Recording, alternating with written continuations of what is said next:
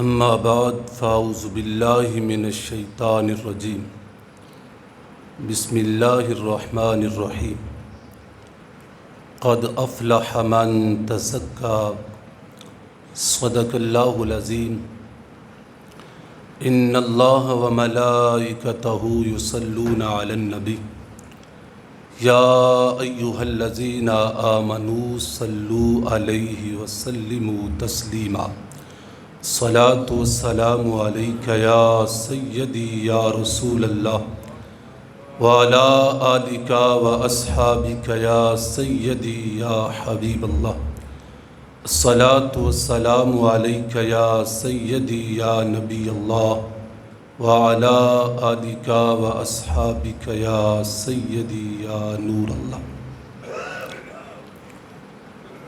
حمد و صلوات کے بعد نہایت ہی معزز اور محترم حاضرین و سامعین، اللہ تعالیٰ کا شکر ہے مالک کریم نے ہمیں جمعہ شریف کے اس مبارک موقع پر جمعہ شریف کی برکتوں سے مستفیض ہونے کا موقع عطا فرمایا اور اپنی بارگاہ میں سجدہ ریز ہونے کی توفیق نصیب فرمائی۔ اللہ رب العزت ہم سب کو اپنی عبادت پر استقامت نصیب فرمائے اور صحیح خضوع اور خشوع کے ساتھ نمازیں ادا کرنے کی توفیق نصیب فرمائے۔ آپ کی مسجد کے خطیب، عالم ربانی، عارف حقانی، خطیب لسانی حضرت علامہ مولانا حافظ محمد عبدالرشید اویسی صاحب مد ظلہ العالی،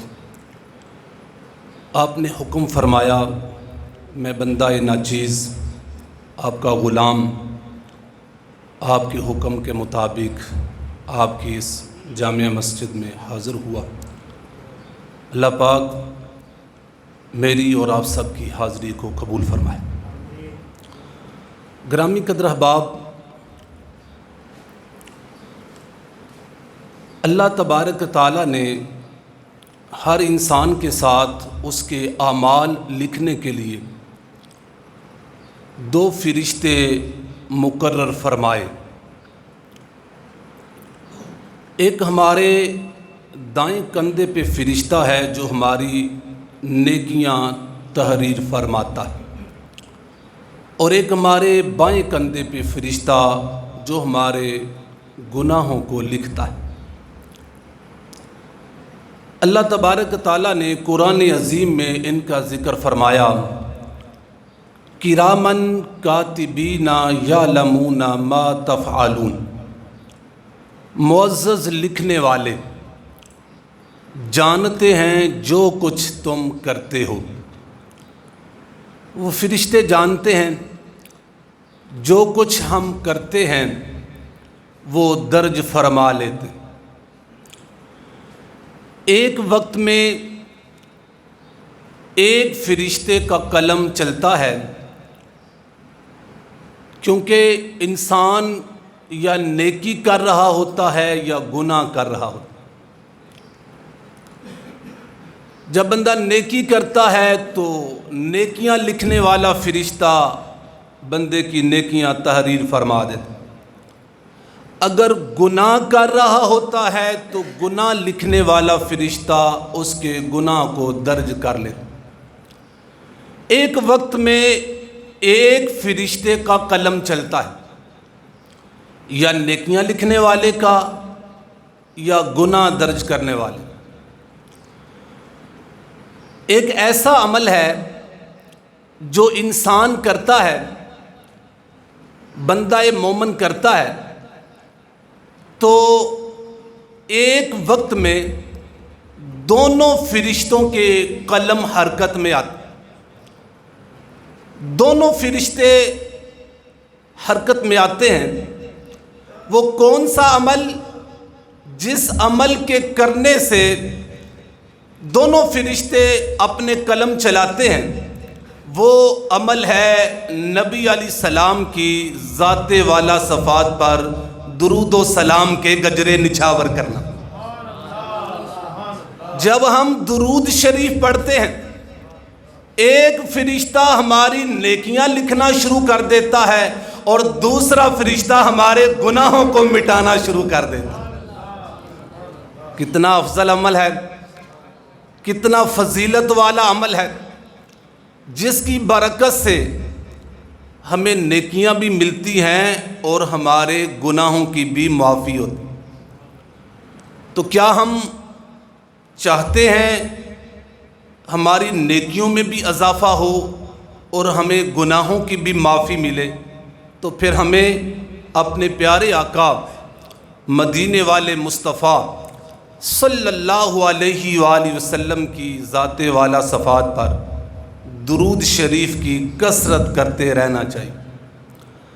ابھی آیا کریمہ پڑھی گئی درود شریف والی، تو چند دوستوں نے درود شریف پڑھنے کی سعادت حاصل کی۔ حالانکہ آج تو جمعہ شریف کا دن ہے اور جمعہ شریف کے دن تو درود شریف پڑھنے کی فضیلت ہی دوسرے دنوں سے زیادہ۔ تو ایک بات عرض کیا کرتا ہوں کہ انسان گناہ کرنے کے طریقے جانتا ہے، گناہ کرنے کے طریقے جانتا ہے، لیکن گناہ بخشوانے کے طریقے نہیں جانتا۔ اسے گناہ کرنے کے طریقے آتے ہیں، اسے گناہ بخشوانے کے طریقے آنے چاہیے، اور گناہ بخشوانے کا ایک عمل نبی علیہ السلام کی ذات پر درود و سلام پڑھنا۔ تو آئیے، ہم سب گناہ گار ہیں اور گناہوں کی معافی بھی چاہتے ہیں، تو سارے مل کر اپنے کریم آقا صلی اللہ علیہ وآلہ وسلم کی بارگاہ اقدس میں درود و سلام کے گجرے نچھاور کریں۔ الصلاۃ والسلام علیک یا رسول اللہ۔ کوئی زبان اس عادت سے محروم نہ رہے، سبھی پڑھیں، بآواز بلند پڑھیں، فرشتے لکھ رہے ہیں اور ہمارے گناہوں کی معافی بھی ہو رہی ہے۔ الصلاۃ والسلام علیک یا سیدی یا رسول اللہ وعلی آلک واصحابک یا سیدی یا حبیب اللہ۔ الصلاۃ والسلام علیک یا سیدی یا نبی اللہ وعلی آلک واصحابک یا سیدی یا نور اللہ۔ معزز سامعین کرام، یہ جو مہینہ چل رہا ہے شعبان المعظم کا مہینہ، کتنا برکت والا مہینہ ہے۔ اس کا ایک سرا رجب المرجب کے ساتھ ہے اور دوسرا سرا رمضان المبارک کے ساتھ۔ رجب اور رمضان کے درمیان والا مہینہ ماہ شعبان، اور اس مہینے کی عظمت کے لیے تو اتنی بات ہی کافی ہے۔ میرے اور آپ کے پیارے نبی صلی اللہ علیہ وآلہ وسلم ارشاد فرماتے ہیں، شعبان شہری، شعبان میرا مہینہ۔ حضور علیہ الصلوۃ والسلام نے اس ماہ مقدس کو اپنا مہینہ قرار دی، اسی لیے حضور علیہ الصلوۃ والسلام اس ماہ مقدس میں روزوں کی کثرت کرتے تھے۔ احادیث مبارکہ میں موجود ہے کہ حضور علیہ الصلوۃ والسلام ماہ رمضان کے بعد جس مہینے کے پورے روزے رکھتے تھے وہ ماہ شعبان، اس مہینے کے پورے روزے حضور علیہ الصلوۃ والسلام ماہ رمضان کی طرح رکھتے تھے، اور روزے رکھتے ہوئے شعبان المعظم میں روزے رکھتے ہوئے رمضان شریف کے ساتھ روزوں کو ملا دیتے تھے۔ جامع ترمذی کے اندر ہے، حضور علیہ الصلوۃ والسلام کا ارشاد پاک ہے کہ رمضان شریف کے بعد فضیلت والے روزے جو ہیں نا، فضیلت والے روزے وہ ماہ شعبان کے روزے۔ ہمیں بھی چاہیے کہ ہم بھی کچھ نہ کچھ روزے اس ماہ مقدس میں رکھ لیں۔ ایک تو رمضان شریف کی تیاری بھی ہو جائے گی، اور دوسرا حضور اکرم صلی اللہ علیہ وآلہ وسلم کی سنت مبارکہ پر بھی عمل ہو جائے۔ جب آپ صلی اللہ علیہ وسلم کی خدمت میں پوچھا گیا نا، یا رسول اللہ صلی اللہ علیہ وسلم، آپ اس ماہ مقدس میں روزوں کی بڑی کثرت کرتے ہیں، اس کی کیا وجہ ہے؟ حضور علیہ الصلوۃ والسلام نے ارشاد فرمایا، اس ماہ مقدس میں بندوں کے اعمال رب کی بارگاہ میں پیش کیے جاتے ہیں۔ بندوں کے اعمال رب عز و جل کی بارگاہ میں پیش کیے جاتے ہیں، اور میں چاہتا ہوں جب میرے عمل میرے رب کی بارگاہ میں پیش ہوں تو میں روزے سے ہوں۔ ایک دوسری روایت سیدہ عائشہ صدیقہ رضی اللہ تعالی عنہا سے بھی ہے۔ آپ فرماتی ہیں کہ حضور علیہ الصلوۃ والسلام نے ارشاد فرمایا، چونکہ اس ماہ مقدس میں جن کی سال میں روح قبض ہونی ہوتی ہے ان کے نام لکھے جاتے ہیں، اس ماہ مقدس میں لکھے جاتے ہیں۔ سال میں جن کا انتقال ہونا ہوتا ہے، دنیا سے جنہوں نے جانا ہوتا ہے، ان کے نام لکھے جاتے ہیں۔ تو حضور علیہ الصلوۃ والسلام ارشاد فرماتے ہیں، میں چاہتا ہوں جب میرا نام لکھا جا رہا ہو تو میں اس وقت روزے سے ہوں۔ اس لیے گرامی قدر احباب، اس ماہ مقدس میں روزوں کی بڑی فضیلت، ہمیں بھی چاہیے جتنے دن باقی ہیں ہم بھی کچھ نہ کچھ اس ماہ مقدس کے، اگر سارے ہو سکیں تو سارے، ورنہ کچھ نہ کچھ روزے ادائے سنت کی نیت سے رکھ لیں۔ اللہ پاک ہم سب کو اس ماہ مقدس کی تکریم کرنے کی توفیق عطا فرمائے، کیونکہ اس ماہ مقدس کی نسبت آمنہ کے لال، پیکر حسن و جمال، صاحب عظمت و کمال جناب محمد مصطفیٰ صلی اللہ علیہ وآلہ وسلم نے اپنی طرف فرمائی ہے۔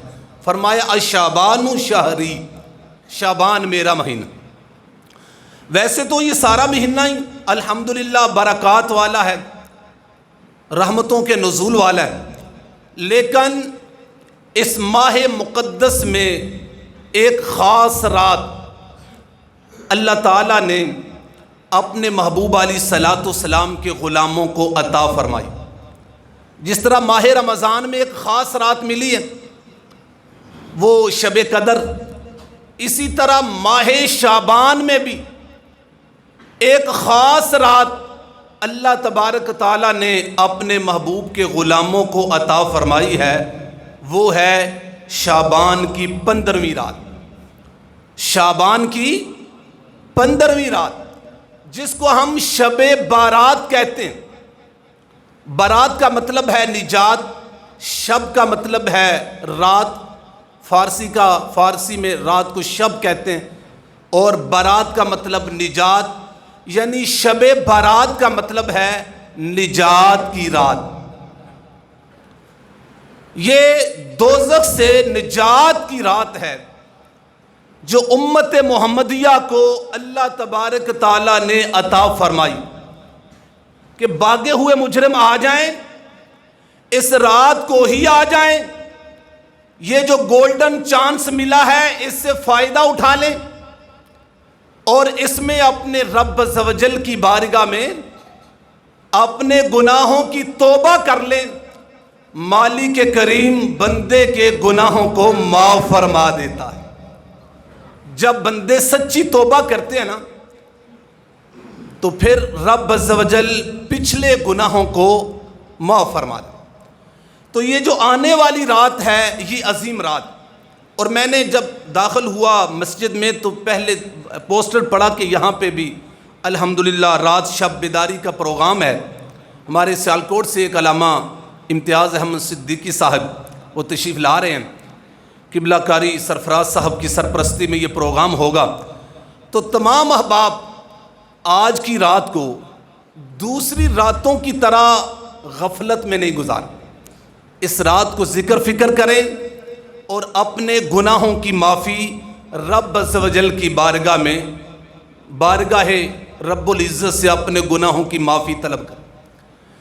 اس رات کی فضیلت آپ اس مثال کے ذریعے سمجھ سکتے ہیں۔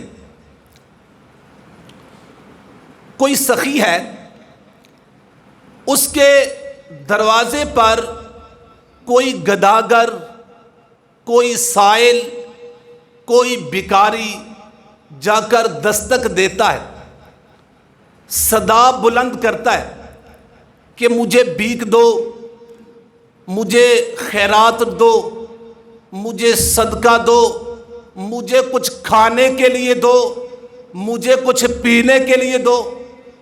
اب سخی کی مرضی ہے کہ وہ بھکاری کو کچھ دے یا نہ دے، اس کی مرضی ہے۔ سائل دستک دے رہا ہے، اب سخی کی مرضی وہ اس کی جولی میں کوئی خیرات ڈالے یا نہ ڈالے۔ لیکن دوستو، اگر کبھی ایسا ہو کہ کوئی سخی ہی سارے بازار کھڑا ہو جائے، اونچی جگہ پہ کھڑا ہو جائے، کسی چوک میں چوراہے میں کھڑا ہو جائے اور کھڑا ہو کے کہے کدھر ہیں بھکاری، آؤ میں آج تمہاری جولیاں بھرنے کے لیے آیا ہوں، جو چاہتے ہو لے لو، تو پھر تو بھکاریوں کی موجیں نہ ہو جائیں، پھر تو گداگروں کی موج نہ ہو جائے، پھر تو فقیروں کے وارے نیارے نہ ہو جائیں کہ خود ہی سخی اعلان کرے۔ بس یہ مثال دینے کا مدعا اور مقصد یہ ہے، ساری کائنات کا پالنے والا، ساری کائنات کا خالق، ساری کائنات کا مالک رب العالمین آج کی رات اپنے بندوں کو پکارتا ہے، اپنے بندوں کو بلاتا ہے اور فرماتا ہے کوئی مانگنے والا، ہے کوئی مانگنے والا، اس کی جولی بھر دی جائے۔ یہ روایت کے اندر موجود ہے، مفہوم بیان کرتا ہوں۔ حضور علیہ الصلوۃ والسلام ارشاد فرماتے ہیں، شعبان کی 15ویں شب کو غروب آفتاب کے ساتھ ہی رب عز و جل آسمان دنیا پر خاص تجلی فرماتا ہے، اور پھر رب عز و جل فرماتا ہے کوئی بخشش مانگنے والا، اس کو بخش دیا جائے، ہے کوئی رزق مانگنے والا، اس کو رزق دیا جائے، ہے کوئی مصیبت سے نجات حاصل کرنے والا، اس کو عافیت دے دی جائے، ہے کوئی فلاں فلاں فلاں فلاں، یعنی اللہ تبارک تعالیٰ کی طرف سے اعلان کیا جاتا ہے، اور طلوع فجر تک یہ اعلان کیا جاتا ہے کوئی مانگنے والا، آؤ آج منگتوں کی جولی بھری جائے گی۔ اس لیے ڈاکٹر علامہ اقبال نے کہا تھا، ہم تو سائل بکرم ہیں، ہم تو مائل بکرم ہیں، ہم تو مائل بکرم ہیں، کوئی سائل ہی نہیں، راہ دکھائیں کسے، کوئی راہ روے منزل ہی نہیں۔ کوئی مانگنے والا تو ہو، کوئی جولی پھیلانے والا تو ہو۔ رب عز و جل کی رحمت آج کی رات خاص طور پر گناہگاروں کو بخشنے کے لیے تیار ہے۔ ہم میں سے کوئی ہے معافی لینے والا؟ ہم میں سے کوئی ہے بخشش طلب کرنے والا؟ اگر ہم بخشش طلب کریں گے تو یقیناً اگر صدقے دل سے رب عز و جل کی بارگاہ میں معافی کا سوال کریں گے، وہ تو بڑا کریم ہے، وہ تو بڑا غفور رحیم ہے، تو وہ ضرور ہم پہ مہربانی فرمائے گا۔ گرامی قدر احباب، شعبان کی 15ویں شب کی فضیلت کو ایک اور مثال سے سمجھیں۔ بارش دو قسم کی ہوتی ہے، ایک ہوتی ہے ہلکی ہلکی بوندا باندی، اور ایک ہوتی ہے موسلا دھار بارش۔ جب کبھی ہلکی ہلکی بارش ہوتی ہے، بوندا باندی ہوتی ہے، تو زمین کا کچھ حصہ تر ہو جاتا ہے اور کچھ خشک رہ جاتا ہے۔ ایسا ہے نا جی، کسی جگہ پہ بارش کا اثر ظاہر ہو جاتا ہے اور کسی جگہ کوئی جگہ خشک رہ جاتی، لیکن جب موسلادھار بارش ہو، زوردار بارش ہو، موسلادھار بارش ہو، پھر بھی کوئی جگہ خشک رہ جائے، پھر بھی کوئی ٹبہ سوکھا رہ جائے، تو پھر اس کی تو بڑی محرومی ہے نا، اس کی بڑی محرومی ہے، اس کی بڑی بدقسمتی ہے۔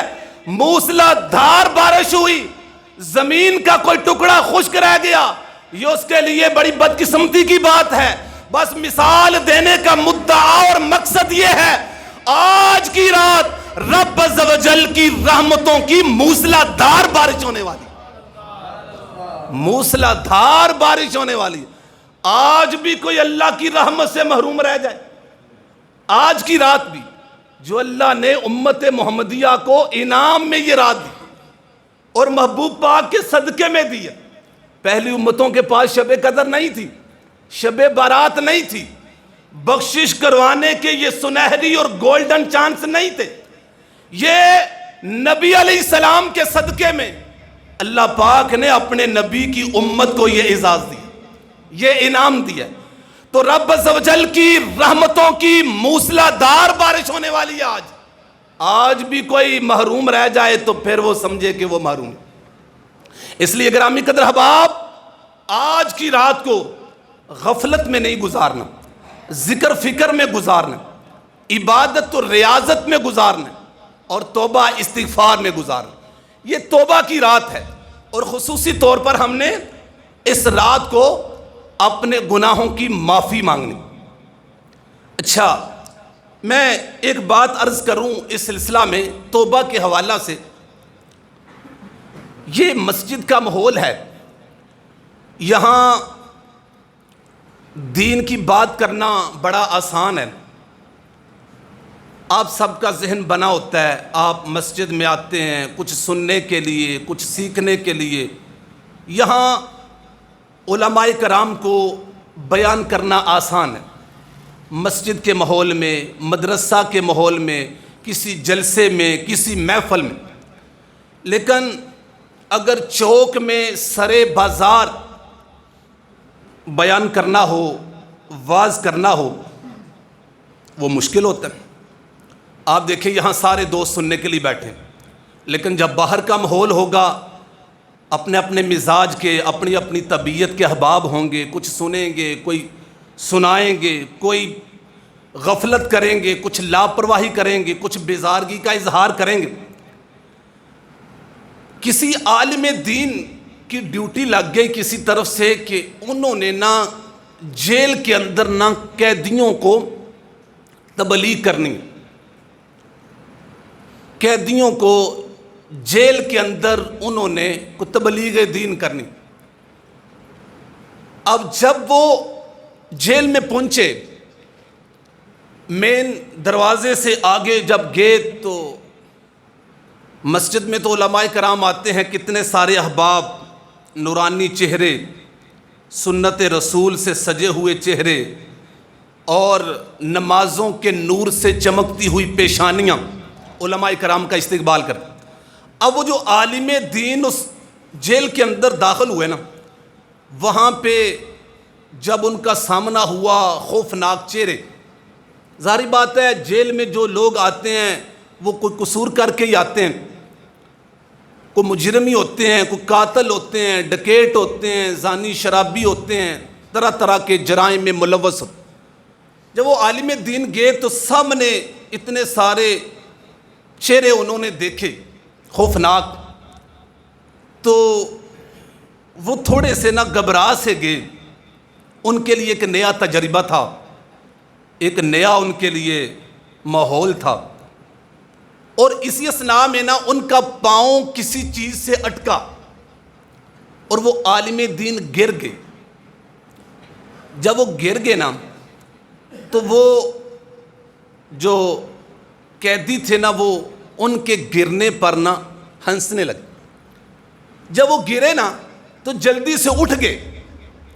انہوں نے نا سرے دست ایک جملہ بولا جو ہماری رہنمائی کے لیے بھی ہے، جو ہمارے لیے بھی ایک سمجھ لیں کہ ایک رہنمائی کا بہتر اصول ہے۔ انہوں نے اٹھتے ہی ایک جملہ بولا، انہوں نے فرمایا آج میں آپ کو یہی بات بتانے آیا ہوں، یہی چیز سمجھانے آیا ہوں، اگر گر گئے ہو تو جلدی سے اٹھ جاؤ، گرے نہ رہو، اٹھ جاؤ۔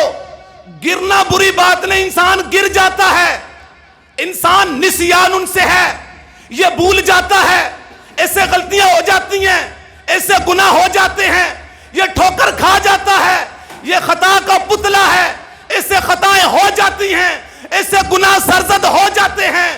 گناہ کرنا اتنا برا نہیں جتنا گناہوں پہ قائم رہنا برا ہے۔ انہوں نے فرمایا میں یہی بتانے آیا ہوں، اگر گناہوں کے گڑھے میں گر گئے ہو نا تو اب یہ نہیں کہ اب گرے ہی رہو، اٹھ جاؤ جلدی سے، اپنے کپڑے صاف کرو اور اپنے آپ کو سنبھال لو اور اپنے رب عز و جل کی بارگاہ میں اپنے گناہوں کی معافی مانگ لو، رب کریم معاف فرما دے گا۔ اس لیے گرامی قدر احباب، ہم بھی گناہگار ہیں، سراپا خطا کار ہیں۔ میرے نبی صلی اللہ علیہ وسلم کا فرمان ہے ہر انسان خطا کار ہے، ہر انسان خطا کار ہے، اور بہترین خطا کار وہ ہے جو جلدی معافی مانگنے والا ہے۔ بہترین خطا کار کون ہے؟ جو جلدی معافی مانگنے والا ہے۔ اس لیے گناہ سرزد ہو جائیں تو معافی مانگنے میں، توبہ کرنے میں تاخیر نہیں کرنی چاہیے، رب عز و جل کی بارگاہ میں معافی مانگ لینی چاہیے، وہ بڑا کریم ہے، معاف فرما دیتا ہے۔ اگر کسی عدالت میں بندہ اقرار جرم کر لے، جج کے سامنے اقرار کر لے، اپنے جرموں کا اقرار کر لے، تو اس کو عدالت سزا سنا دیتی، عدالت سزا سنا دیتی ہے کہ مجرم نے اقرار جرم کر لیا، لہذا اس کو سزا دی جاتی۔ لیکن یہ دربار ایسا ہے، یہ عدالت ایسی ہے، رب عز و جل کا دربار ایسا ہے، اس دربار میں کوئی اقرار جرم کر لے نا، اقرار کر لے، نادم ہو جائے، شرمندہ ہو جائے، اپنی آنکھوں سے ندامت کے آنسو بہا لے، تو پھر یہاں سزا نہیں دی جاتی بلکہ معافی دی جاتی ہے۔ اس لیے آؤ اپنے رب عز و جل کی بارگاہ میں اپنے گناہوں کی معافی مانگو۔ یہ تو صرف شب برات کی بات نہیں، بلکہ ہر پچھلی رات کو، ہر رات کو پچھلے پہر رب عز و جل کی رحمت گناہ گاروں پر مہربان ہوتی ہے اور بخشش اور مغفرت کے پروانے سنائے جاتے۔ اس لیے کسی نے کہا پچھلی راتی رحمت رب دی، پچھلی راتی رحمت رب دی، کرے بلند آوازہ بخشش منگن والے آجا کھلا ہے دروازہ، آجا کھلا ہے دروازہ۔ رب عز و جل کی رحمت کا دروازہ کھلا۔ اب دوستو ہم سب کا فرض بند، ہم اپنے رب عز و جل کی بارگاہ میں اپنی جبین نیاز کو جھکا لیں اور اپنے رب عز و جل کی بارگاہ میں اپنے گناہوں کی معافی مانگیں۔ اور آج کی رات تو خصوصی مہربانی ہونے والی، لیکن دوستو ایک بات میں یہ بھی بتاتا چلا جاؤں، کچھ بد نصیب ایسے بھی ہوں گے جو آج کی رات بھی جن کی بخشش نہیں ہوگی۔ آج کی رات حضرت ابو موسیٰ اشعری رضی اللہ تعالیٰ عنہ فرماتے ہیں، حضور علیہ الصلوۃ والسلام نے ارشاد فرمایا کہ اس رات کو اللہ تبارک تعالیٰ اپنی مخلوق کی طرف متوجہ ہوتا ہے اور اپنی ساری مخلوق کی مغفرت فرما دیتا ہے مگر دو کے، الا لمشرکن او مشاہن، جو مشرک ہے اور جو اپنے دل میں کینہ رکھنے والا۔ یہ دو قسم کے لوگوں کی آج کی رات بھی مغفرت نہیں۔ احادیث میں کچھ اور باتیں بھی آئی ہیں، لیکن میں اسی حدیث پہ، کیونکہ وقت کے دامن میں گنجائش نہیں، اسی حدیث پہ بات کروں گا۔ اللہ نے فضل فرمایا، ہمیں مسلمان کیا ہے، الحمدللہ نبی علیہ السلام کے تصدق سے ہم شرک سے بچے ہوئے، ہم شرک سے بچے ہوئے۔ مشرک کی مغفرت نہیں ہوتی، اور دوسرا فرمایا کہ جو کینہ والا دل ہے نا، جس کے دل میں کینہ ہے، چھپا ہوا غصہ ہے مسلمانوں کے بارے میں، انتقام کے جذبات ہیں، اس کی بھی مغفرت آج کی رات نہیں ہو۔ آج ہم دیکھ لیں ہمارے سینے کے اندر خاص طور پر یہ بات غور کرنے کی ہے، توجہ کرنے کی ہے، ہمارے سینے میں کینہ مسلم تو نہیں، ہمارے سینے کے اندر، ہمارے دل کے اندر کسی مسلمان کا بغض تو نہیں، کسی مسلمان کے بارے میں غصہ اور نفرت کے جذبات تو نہیں۔ گرامی قدر احباب، یہ اللہ تبارک تعالیٰ کا فضل ہے کہ اس نے ہمارے قلوب کے جو راز ہیں، ہمارے دلوں کے جو معاملات ہیں، ان پر رب عز و جل نے پردہ ڈالا ہوا، ورنہ یقین جانے جو ہماری اندر کی کنڈیشن ہے، اگر دنیا والوں پہ ظاہر ہو جائے، کوئی بھی ہمارے پاس بیٹھنے کے لیے تیار نہ۔ آج ہمارا حال یہ ہے کہ ہم ظاہر کو سنوارنے کی بڑی کوشش کریں، ظاہر کو سنوارنے کی کوشش، لیکن باطن کی طرف ہماری کوئی توجہ۔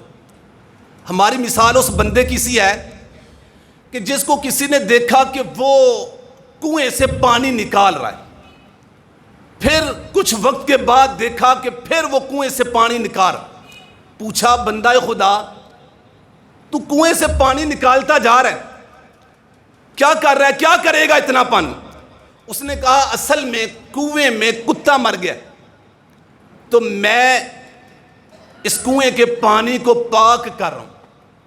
اس نے کہا بندہ خدا، بلا اس طرح بھی کنویں پاک ہوتے ہیں؟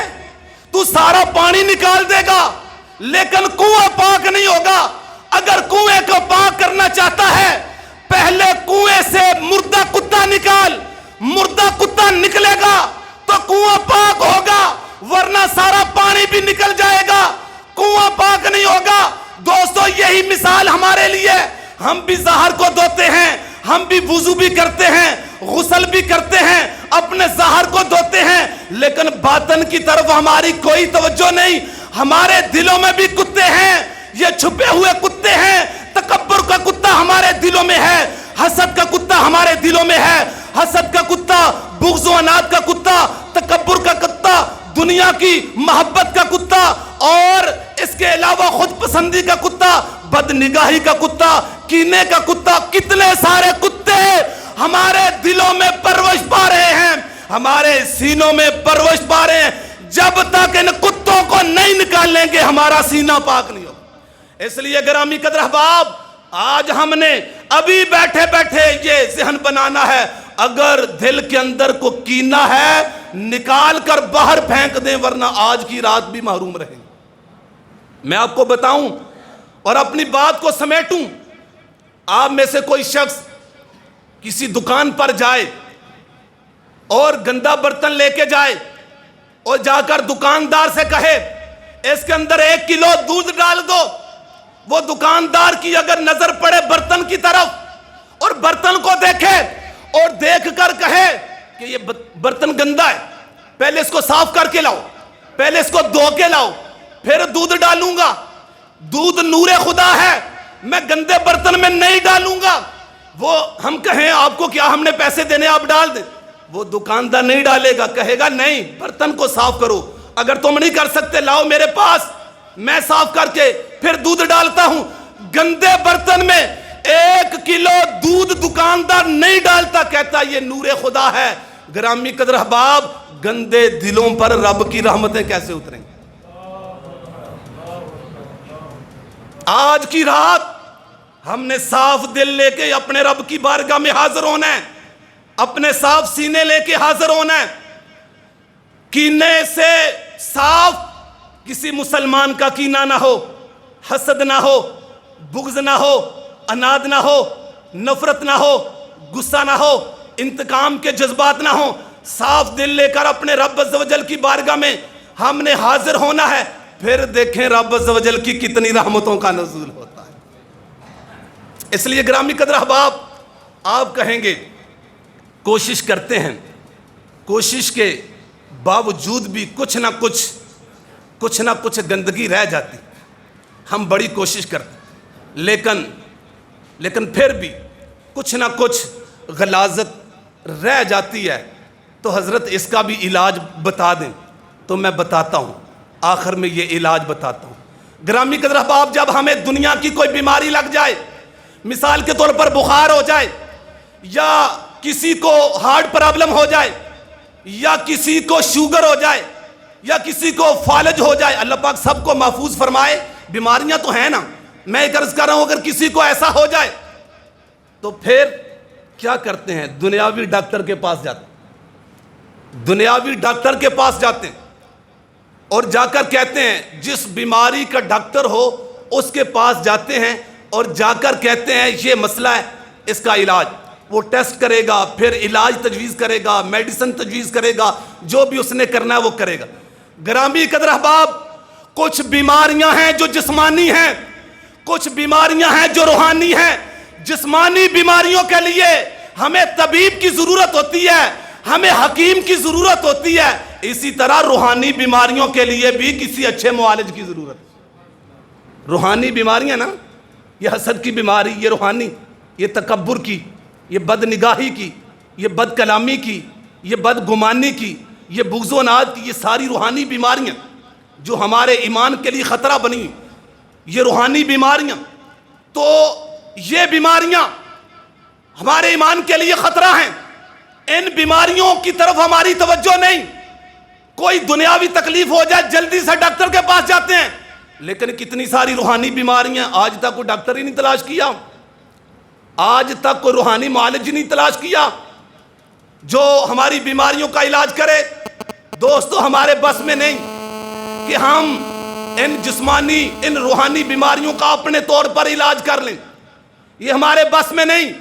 روحانی بیماریوں کا علاج کرنے کے لیے کسی مرد درویش کی ضرورت ہے، کسی مرد کلندر کی ضرورت ہے، کسی اللہ کے کامل ولی کی ضرورت ہے، کسی روحانی معالج کی ضرورت ہے جو دیکھے، جس کی نظر صرف ظاہر پہ ہی نہ ٹکتی ہو، جس کی نظر بس جیب پر نہ ہو، بلکہ جو قمیض کے اندر سینہ اور سینے میں چھپے ہوئے دل پر نظر رکھتا ہو. ایسے معالج کی ضرورت ہے. ایسے روحانی معالج کے پاس جائیں گے جو مرض شناس بھی ہوگا اور مرض کا علاج کرنے والا بھی ہوگا. اس کے پاس جائیں گے، انشاءاللہ عزوجل ہمیں بیماریوں سے آرام آ جائے. اس لیے گرامی قدر احباب، بزرگان دین نے ایسے صوفیاء کی تلاش کرنے کے لیے بڑا بڑا وقت گزارا.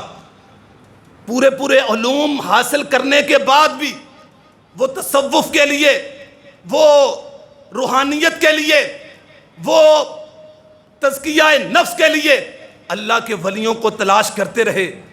خوش نصیب ہیں کہ جن کو ان صوفیاء کی، ان اولیاء کی، ان اللہ کے جو مقرب بنتے ہیں ان کی صحبت مل جائے، وہ خوش نصیب.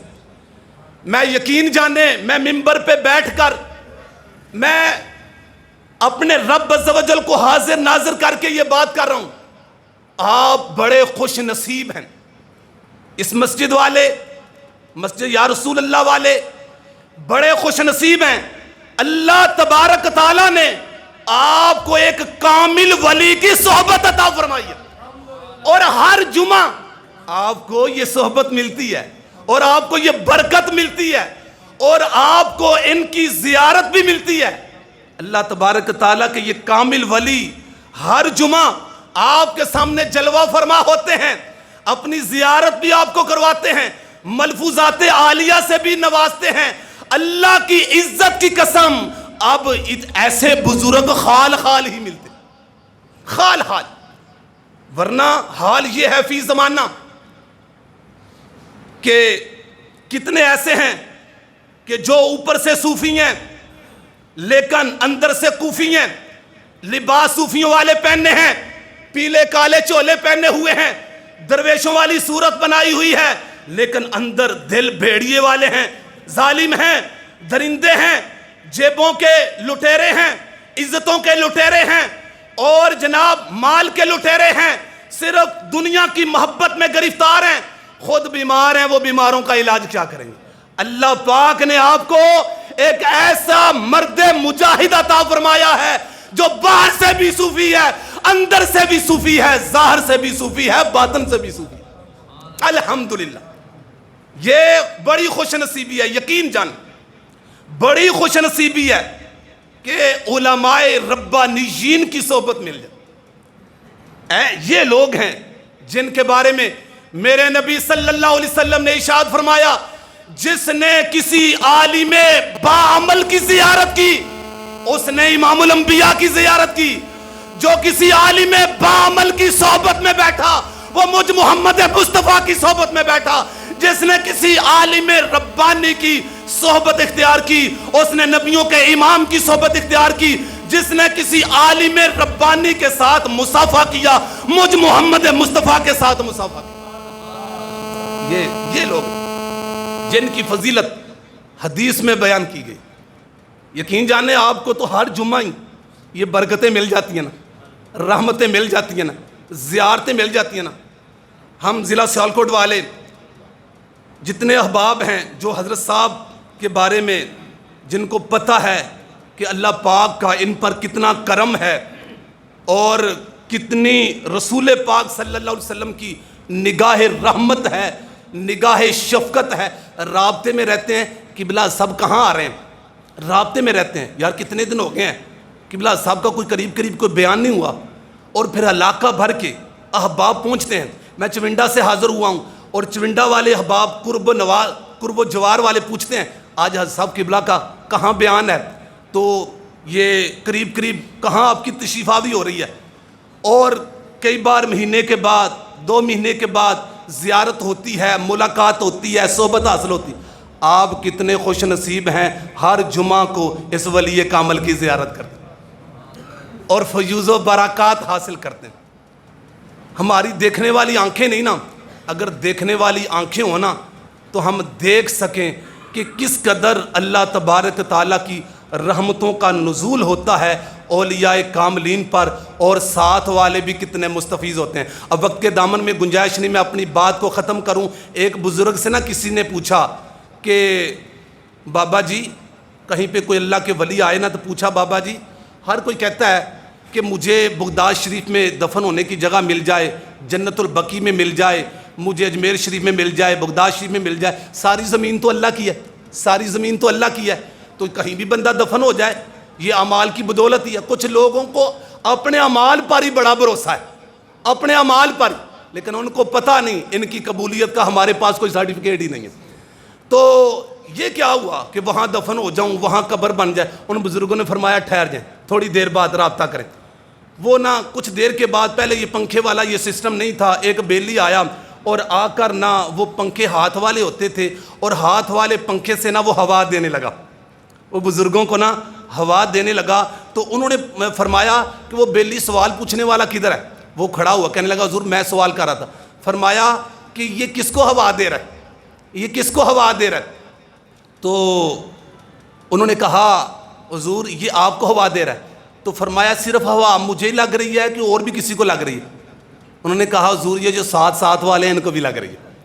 فرمایا بس یہی بات ہے، اللہ کے ولی جہاں موجود ہوتے ہیں وہ قبروں میں بھی ہوں تو ان کو قبروں میں کی حالت دوسرے لوگوں کی طرح نہیں ہوتی۔ اللہ کے محبوب فرماتے ہیں قبر المومن روضۃ من ریاض الجنہ، جو بندہ مومن کی قبر ہے نا، اللہ کے ولی کی قبر ہے، وہ تو جنت کا باغ ہے، اور وہاں پہ اللہ کی رحمتوں کا نزول ہوتا ہے۔ ولی کامل زمین کے اوپر ہو یا زمین کے اندر ہو، اور وہاں پہ اللہ کی رحمتوں کا خصوصی نزول ہوتا ہے۔ جو ان کے قرب میں آ جاتے ہیں وہ بھی محروم نہیں رہتے، ان کو بھی نوازا جاتا ہے۔ حدیث شریف میں لا یشقی لہم جلیسہم، ان کے پاس بیٹھنے والے کبھی بدبخت نہیں ہو سکتے۔ آپ خوش بخت ہیں، آپ کی قسمت پر رزق آتا ہے کہ آپ اللہ کے ولی کی صحبت میں بیٹھنے کا آپ کو موقع ملتا ہی رہتا۔ بس دوستو اس نعمت کی قدر کریں، اور جب بندہ نعمت کی قدر نہیں نہ کرتا تو نعمت چھن جاتی۔ نعمت کی قدر کریں۔